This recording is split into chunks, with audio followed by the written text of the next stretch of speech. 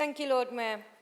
While we clearly have no option but to agree this plan, I do have a number of concerns about it which need addressing. I do accept that this is the first plan and there will be iterations and improvements in the plan itself, and my comments are focused on what these need to be if we are to succeed. First, it is important to restate the commentary from the Centre of the Governance and Scrutiny that Birmingham is great at strategies and terrible at implementing them. So if this is passed today, we have done the far easier part. We are not yet on the road to recovery, and I see it as a matter of concern. If people say we are, we aren't. All we have done is plug in the sat-nav and put in the destination postcode.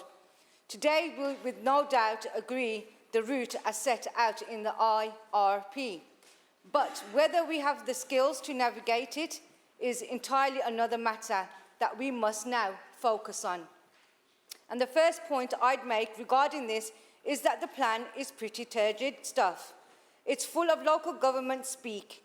I was taught that one sentence goes over 14 words, comprehension drops off rapidly. I randomly opened the plan and the first sentence I found was this 39-word monster, and I'll have to take a breath before I start. The development of an agreed framework informed by best value themes will help to ensure the services are delivered to the consistent standards, and there is a focus on service delivery being evidence-led, efficient and continuous improvement using performance information. The phases in it sound positive, but what specifically does it mean for our improvement journey?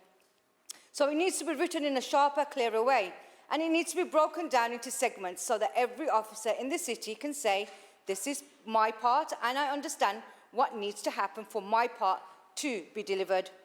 In coming months, we will be asking officers whether this is the case for them, and I hope other councillors do the same and report back when the answer is no. It is also important to note that the plan in its current first iteration does not address the need to look at structure and size of the council. We keep hearing that we are the largest unitary local authority in Europe. 500,000 residents, larger than the second largest in the UK, Leeds. Now, I think that there may be a reason why no other European country would see a unitary local authority looking after 1.2 million people as a good idea or likely to lead an efficient local government. And many have pondered that the issue here too over the years, perhaps most notably the Cllr review, which then shied away from doing any effectiveness about it. I think it's high time we take this particular Brummie bull by the horns and come up with our own solution. And given that many possible solutions require some form of primary legislation to deliver them, we need to get on with it. Of course, immediate financial crisis has been addressed, but in the long term, unless we get this dealt with, we will risk ending up back here and again in the future. Thank you very much, Lord Mayor. Cllr Morriam Jan.